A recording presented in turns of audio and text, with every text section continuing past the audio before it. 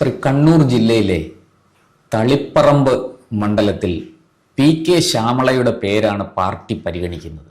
നമ്മുടെ സംസ്ഥാന secretary, CPM സംസ്ഥാന സെക്രട്ടറി MV ഗോവിന്ദൻ്റെ ഭാര്യ.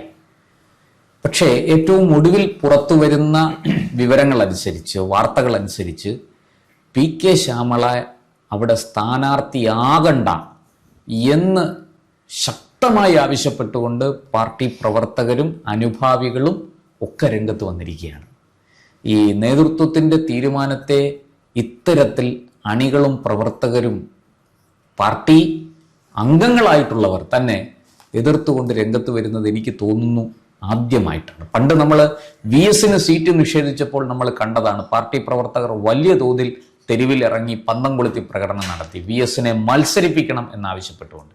എന്നാൽ ഇപ്പോൾ ഇതാ ഒരു നേതാവിനെ മത്സരിപ്പിക്കരുത് എന്നാവശ്യപ്പെട്ടുകൊണ്ട്, അതായത് സീറ്റ് കൊടുക്കരുത് എന്നാവശ്യപ്പെട്ടുകൊണ്ട് അണികളും പ്രവർത്തകരും രംഗത്ത് വരുന്നു. എന്താണ് സാർ PK ശ്യാമളയോട് ഇത്ര എതിർപ്പ്? എന്തുകൊണ്ടാണ് PK ശ്യാമളയ്ക്ക് ഈ അണികളുടെയും പ്രവർത്തകരുടെയും ഈ ഒരു എതിർപ്പിനെ അവഗണിച്ചുകൊണ്ട് നേതൃത്വം PK ശ്യാമളയെ അവിടെ മത്സരിപ്പിക്കുന്നു? ഇപ്പോൾ പറഞ്ഞതും കണ്ടതും കേട്ടതും വെച്ചിട്ട് നമ്മൾ മനസ്സിലാക്കേണ്ടത് PK ശ്യാമള എന്ന LDF സ്ഥാനാർത്ഥിക്ക് വളരെയധികം എതിർപ്പ് സ്വന്തം പാർട്ടിയിൽ നിന്ന് വരുന്നു, അണികളിൽ നിന്ന് വരുന്നു, പൊതുജനങ്ങളിൽ ഉണ്ട് താൻ. കാരണം അവര് മുമ്പ് ആന്തൂർ മുനിസിപ്പാലിറ്റിയുടെ ചെയർപേഴ്സൺ ആയിരുന്നപ്പോൾ അവരുടെ പ്രവർത്തനം അവിടെ വലിയ അപമതിപ്പുണ്ടാക്കി. നമ്മുടെ ഇൻവെസ്റ്റർ നിക്ഷേപകനായിരുന്ന സാജൻ, പ്രവാസി ആന്തൂർ സാജൻ, പ്രവാസി വ്യവസായി, അദ്ദേഹത്തിന്റെ ആത്മഹത്യക്ക് കാരണമാക്കിയത് ഈ കൺവെൻഷൻ സെന്റർ, പാർത്താസ് എന്നൊരു കൺവെൻഷൻ സെന്റർ നിർമ്മിക്കുകയും അതിന് അനുമതി കിട്ടാതെ, നിർമ്മാണം പൂർത്തിയായിട്ടും അതിന് മറ്റ് പ്രവർത്തനാനുമതി കിട്ടിയില്ല. അങ്ങനെ വലിയ അദ്ദേഹം പാർട്ടിയുടെ എല്ലാ തലങ്ങളിലും ബന്ധപ്പെട്ടു.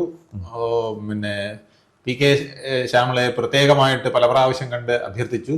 എന്നിട്ടൊന്നും വേണ്ട രീതിയിൽ ഒരു നടപടിയും എടുത്തില്ല എന്ന് മാത്രമല്ല, അദ്ദേഹത്തിനെ പ്രതിസന്ധിയിലാക്കുന്ന വിധത്തിൽ, ഇത് തുറക്കാൻ പറ്റാത്ത വിധത്തിൽ ഉള്ള കണ്ടീഷനുകൾ വെച്ച് ബുദ്ധിമുട്ടിച്ച് അദ്ദേഹം അവസാനം നിരാശനായി ആത്മഹത്യ ചെയ്തു.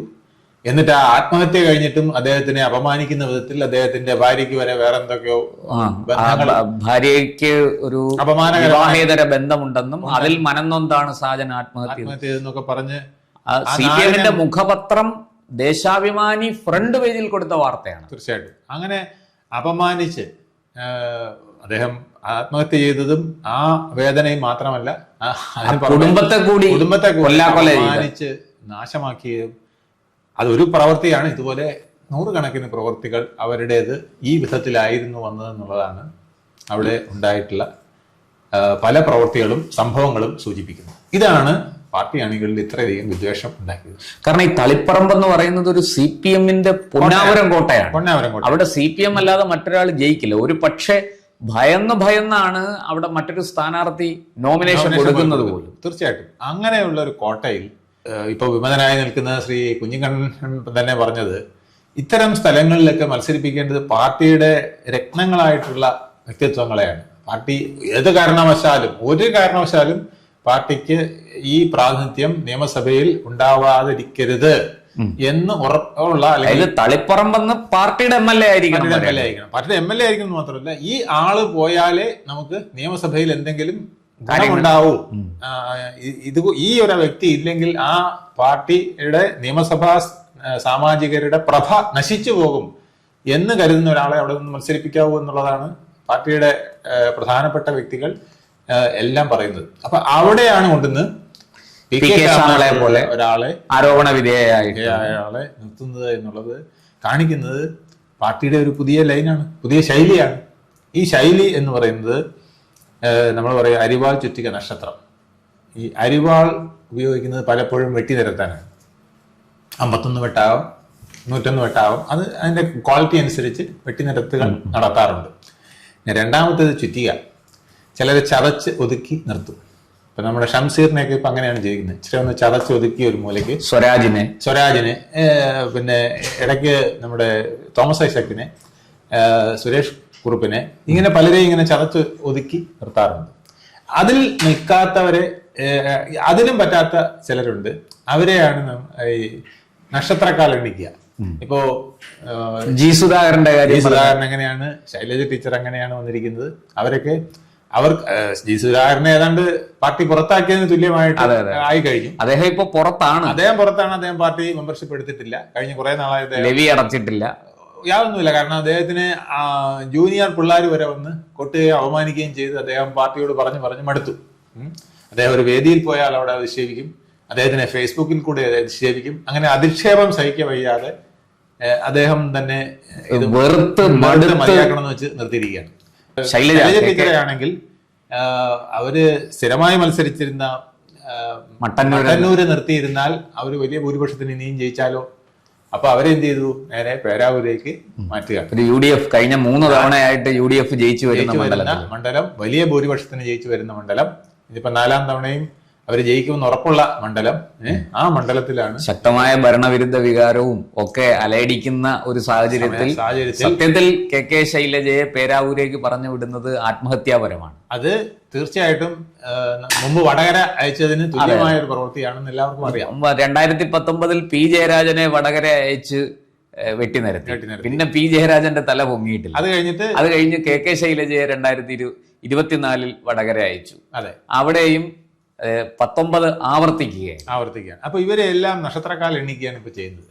അപ്പൊ അതുപോലെയാണ് തളിപ്പറമ്പിൽ PK ശ്യാമളയെ നിർത്തുമ്പം യുവത്വത്തിന്റെ എല്ലാവരുടെയും പ്രതീക്ഷയായിരുന്ന സുകന്യയാണ് അവിടുന്ന് മാറ്റുന്നത്. ജെയിംസ് മാത്യുവിന്റെ ഭാര്യയാണ്. ജെയിംസ് മാത്യു നല്ലൊരു നിയമസഭാ സാമാജികനായിരുന്നു, നല്ല രീതിയിൽ മണ്ഡലം സംരക്ഷിച്ചിട്ടുള്ള ആളാണ്, നല്ല പ്രവർത്തകനാണ്. അദ്ദേഹത്തിന് മികച്ചു വയ്ക്കുന്ന പ്രവർത്തനമാണ് സുകന്യ. നമ്മുടെ എന്റെയൊക്കെ ചെറുപ്പകാലത്ത്, ഈ എന്റെ കുറച്ചുകൂടെ ജൂനിയറാണ്, പക്ഷെ ആ കാലഘട്ടത്തിൽ കുട്ടികളുടെ, ചെറുപ്പക്കാരുടെ എല്ലാം ആവേശമായിട്ട് നിന്ന വിദ്യാർത്ഥി രാഷ്ട്രീയത്തിലൂടെ വന്ന് യൂണിവേഴ്സിറ്റി ചെയർപേഴ്സൺ ആവുകയൊക്കെ ചെയ്ത സുകന്യക്ക് ഇപ്പോ തളിപ്പറമ്പിൽ സീറ്റ് നിഷേധിച്ചുകൊണ്ട് അവിടെയാണ് PK ശ്യാമളയെ വിരോധിച്ചിരിക്കുന്നത്. ഈ PK ശ്യാമളയെ കുറിച്ച് മറ്റൊരു ആക്ഷേപം കൂടിയുണ്ട്. നമ്മുടെ നവീൻ ബാബു ആത്മഹത്യ ചെയ്ത സംഭവത്തിൽ ADM PP ദിവ്യയാണല്ലോ ആ കേസിൽ ദിവ്യയെ ജയിലിൽ നിന്ന് ജാമ്യം കിട്ടി ഇറങ്ങുന്ന ദിവസം അവിടെ ചെന്ന് ദിവ്യയെ വലിയ സ്വീകരണം കൊടുത്ത് ദിവ്യയെ എന്താ പറയാ ഏറ്റുവാങ്ങി കൊണ്ടുവന്ന് വലിയ പ്രദർശനമാണ് PK ശ്യാമള നടത്തിയത്. അന്നും PK ശ്യാമളക്കെതിരെ വലിയ ആക്ഷേപങ്ങൾ. ആ ബന്ധങ്ങൾ ഏതൊക്കെയാണെന്ന് നമുക്ക് ഊഹിക്കാമല്ലോ. കാരണം നമ്മൾ ഒരാളെ നീ ആരെന്നറിയാൻ നിന്റെ സുഹൃത്ത് ആരെന്ന് പറഞ്ഞാൽ മതി എന്ന് പറയുമല്ലോ. അപ്പൊ നമുക്ക് ആലോചിക്കാമല്ലോ ഏതാണ് കൂട്ടുകെട്ടുകൾ. സത്യത്തിൽ ഈ നവീൻ ബാബുവിന്റെ ആത്മഹത്യയുമായി ബന്ധപ്പെട്ട ആ കേസിൽ PP ദിവ്യ പ്രതി ചേർക്കപ്പെട്ടില്ലായിരുന്നെങ്കിൽ ഇക്കുറി PP ദിവ്യ സ്ഥാനാർത്ഥിയായനെ, നിയമസഭയിൽ വന്നേനെ. കാരണം അവർക്ക് നല്ലൊരു സീറ്റ് തന്നെ കിട്ടിയേനെ. ഇപ്പം കാരായി രാജൻ ഒക്കെ ചിലപ്പോൾ അസംബ്ലിയിൽ തിളങ്ങുന്ന വ്യക്തിത്വമായിട്ട് വന്നുകൂടായില്ല എന്നാണ് അറിയുന്നത്. അപ്പോൾ ആ വിധത്തിലേക്കാണ് പാർട്ടിയുടെ ഓരോ നിഗമനങ്ങളും പൊയ്ക്കൊണ്ടിരിക്കുന്നത് എന്ന് കേൾക്കുന്നു. നമുക്ക് കാത്തിരുന്ന് കാണേണ്ടതാണ്. ഈ PK ശ്യാമളയുടെ കാര്യത്തിൽ പാർട്ടി രണ്ടാമതൊരു ചിന്ത ഉണ്ടാകുമോ? അതിന് 90% ചിന്ത ഉണ്ടാവില്ല. കാരണം അത് ആരുടെ ഭാര്യയാണെന്ന് നമുക്കറിയാം. ഗോനം മാഷ് പാർട്ടി സെക്രട്ടറി ആയിരിക്കുമ്പം അങ്ങനെ ഒരു പ്രശ്നം വരാൻ വഴിയില്ല. അത് അദ്ദേഹം താത്വിക ചിന്തയിലൂടെ മറികടക്കും. അത് മറികടക്കുമ്പോൾ പാർട്ടി തളിപ്പറമ്പിലായി പോകും എന്നുള്ളത് മാത്രമേ പ്രശ്നമുള്ളൂ. പക്ഷെ തളിപ്പറമ്പിലെ വോട്ടർമാർ എന്ത് തീരുമാനിക്കുമെന്ന് നമുക്ക് പറയാൻ കഴിയില്ല. അത് ഈ പറഞ്ഞ പോലെ അന്ധമായ കുറെ വോട്ടർമാർ എക്കാലത്തും ഈ പാർട്ടി ചിഹ്നത്തിൽ മാത്രം കുത്തുന്ന ചിലരുണ്ട്. അപ്പോ പാർട്ടി ഗ്രാമങ്ങളുള്ള ഒരു മണ്ഡലമാണത്. തീർച്ചയായിട്ടും അവിടെ അത്തരത്തിൽ പാർട്ടിക്ക് ഒരുപാട് പേരുള്ള, അതായത് ആ ചിഹ്നത്തിൽ മത്സരിക്കുന്ന ആള് മാത്രമേ ജയിക്കുള്ളൂ. എക്സ് ഓർ വൈ, അത് ശ്യാമളയാണോ ദിവ്യയാണോ സുകന്യയാണോ എന്നുള്ളത് പ്രശ്നമല്ല.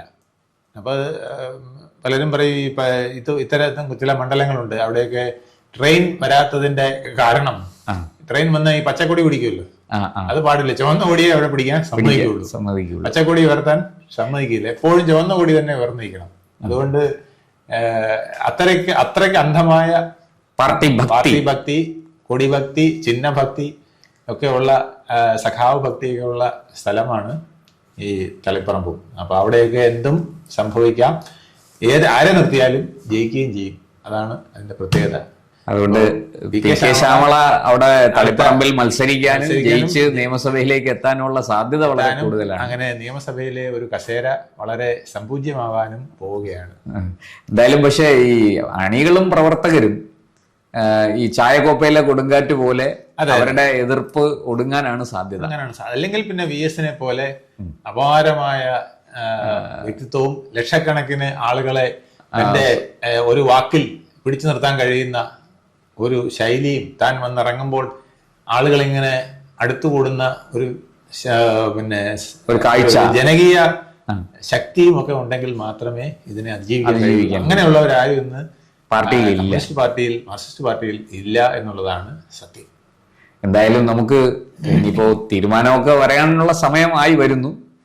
സ്ഥാനാർത്ഥി പ്രഖ്യാപനം വരുമ്പോൾ അറിയാം പി കെ ശ്യാമളയെ അവിടെ പരിഗണിക്കുമോ അതോ ഒഴിവാക്കുമോ, ഈ എതിർപ്പെല്ലാം അവഗണിച്ചുകൊണ്ട് പാർട്ടി മുന്നോട്ട് പോകുമോ തുടങ്ങിയ കാര്യങ്ങളൊക്കെ നമുക്ക് വരും ദിവസങ്ങളിൽ നമുക്ക് കാണാം. അങ്ങനെ ഒരാളെ മാറ്റിയാൽ പലരെയും മാറ്റേണ്ടി വരും. അതുകൊണ്ട് മാറ്റാനുള്ള സാധ്യത വളരെ ടീച്ചറുടെ കാര്യവും പിന്നെ പുനഃപരിശോധിക്കേണ്ടി വരും. അപ്പൊ ഇങ്ങനെ പല കാര്യങ്ങൾ വന്നിരിക്കും. അപ്പൊ അങ്ങനെ ഒരു എടാകൂടത്തിലേക്ക് ചെന്ന് ചാടുമോ പാർട്ടി എന്നുള്ളത് നമുക്ക് കണ്ടിരുന്ന് കാണാം. കൂടുതൽ വാർത്തകളും വിശേഷങ്ങളും നേരിട്ട് ലഭിക്കാൻ ജനങ്ങളിൽ നിന്ന് ജനങ്ങളിലേക്ക് ജനഭൂമി ന്യൂസ് സബ്സ്ക്രൈബ് ചെയ്യൂ. ബെൽ ബട്ടൺ അമർത്താനും മറക്കരുത്.